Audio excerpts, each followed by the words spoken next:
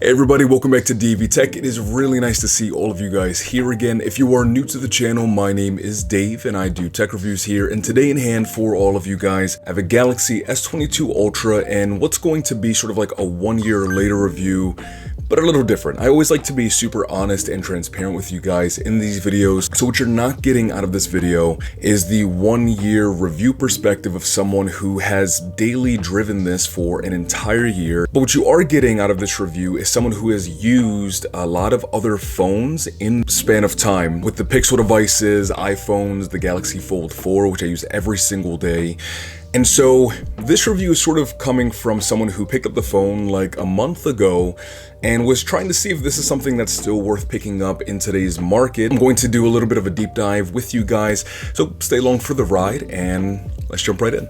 Now, when the 22 Ultra first came out, I remember hearing a lot of reviews saying that battery life just was not what you would expect out of a top-tier Samsung device, that people were struggling to get like 5-6 hours worth of screen on time out of this. And it was honestly one of the main reasons that I never bothered to really pick this up, just because I didn't feel like dealing with a device that would die so soon. I've also heard that over the last year with software updates and software optimization that people are now regularly getting like 7+ hours of screen on time, and as someone that's been using it for, again, just like a month now, I can attest that this is a strong 7+ hour screen on time device. Of course, you're gonna get less if you're doing a lot of gaming and video streaming, but for the most part, on days when I'm doing like just normal texting, browsing, social media, honestly, and even a good amount of like video streaming on YouTube, this thing holds its weight. Should it have been that way at launch?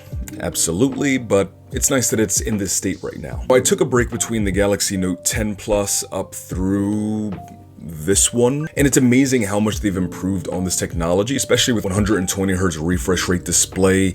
Writing and drawing and circling on this thing is so much so a pleasant experience. I've always loved the feature where the screen is off, you pull out the pen, and then it turns into a notepad on the spot for you. You can jot down your notes, your thoughts, and then it saves them into the phone, and then you can put it back into your pocket. The phone is a notepad, basically. I've always thought that feature was amazing.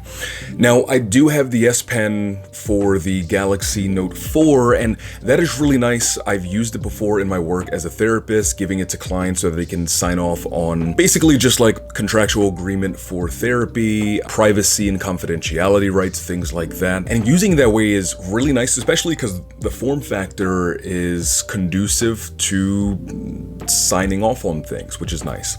This is a nice runner-up in that the screen is massive, it is crisp and clear, and I haven't used it for my work yet in that way, but I can already tell using it on my own that experience would be just as pleasant. I will say S Pen on here is quicker, more responsive than on the Fold, but the Fold one I've never had a problem with. Again, I use it for my clinical work. It works great, but I can tell this one's better and faster.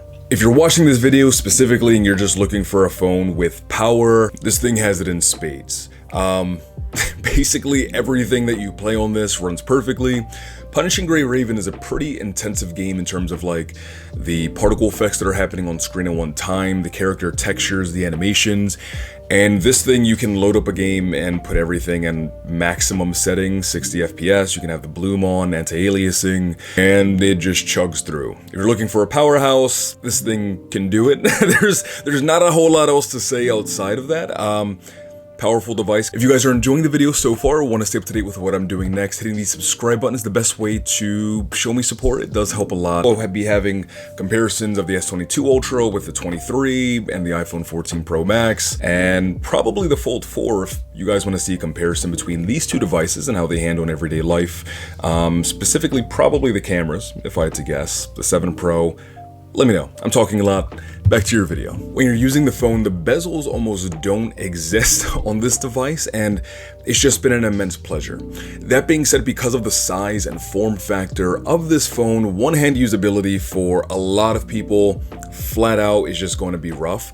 It's not quite like on, say, like the Fold 4, when you want to use that folding display, you are more than likely going to be using two hands because you know you're using it in that tablet format. And one-handed, it's really nice because the screen is a bit more narrow.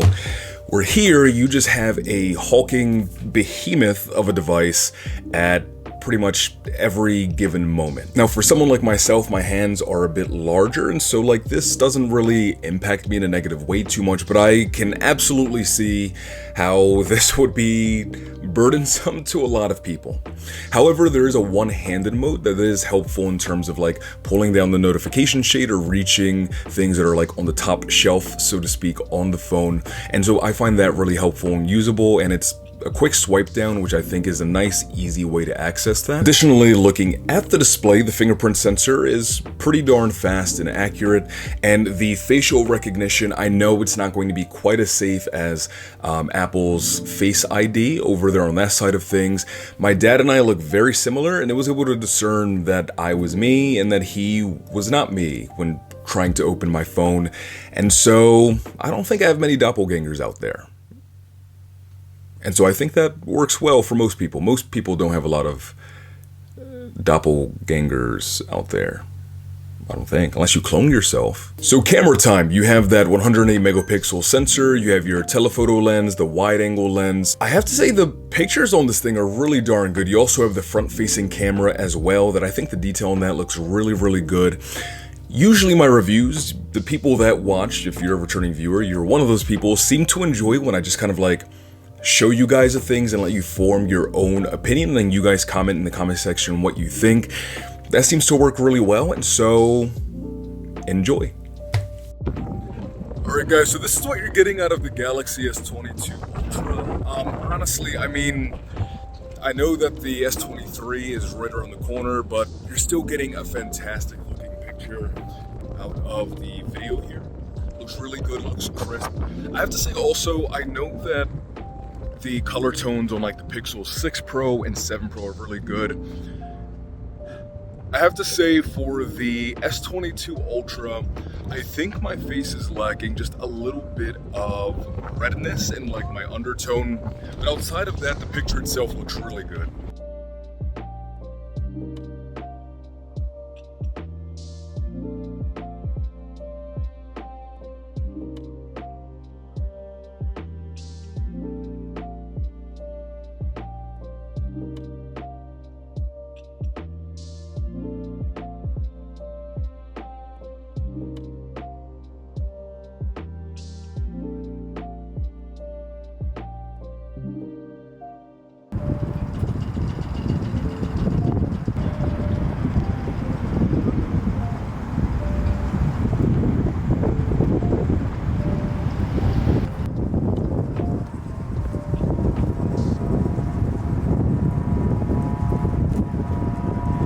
So using this thing, have I loved it? Very subjectively, yes. Is it a fantastic phone? I'd argue objectively, yes. It's a great phone in basically every way you'd need a phone to be. However, I do think that it being an entire year later, the new phone coming out, I mean, I'm sure sales are going to hit this, but I could not help but feel that if you're looking for a phone right now and you're looking for one that covers most of the bases of this thing, not Galaxy, but the Pixel 7 Pro honestly checks off a lot of those boxes. It has an exceptional camera system, the software is pristine, and Google's done a really good job over the years letting people know you're going to a Pixel, you're getting that Pixel experience, and it delivers in that way 100%. The main thing that you're not going to be getting quite as much of on the 7 Pro versus the S22 Ultra is honestly just like raw power. The Pixel 7 Pro can play, like, for example, Punishing Gray Raven on near max settings. A lot of things can be maxed out, but not everything can be maxed out. Where on here, like, everything can be maxed out. But practically, in everyday usability, like, I think, you know, the Pixel 7 Pro goes on sale often, and you can definitely get this at a much better price point than the 22 Ultra right now. You just can. And I'm someone who, like, started the channel with Samsung devices. I love them generally. They're this is probably the better deal right now. Unless you absolutely want a phone that you can pick up any game and max out everything. I mean, this can max out like Call of Duty, this can max out Asphalt, Genshin Impact, not quite, but this can do like pretty much everything that this can do without being as expensive.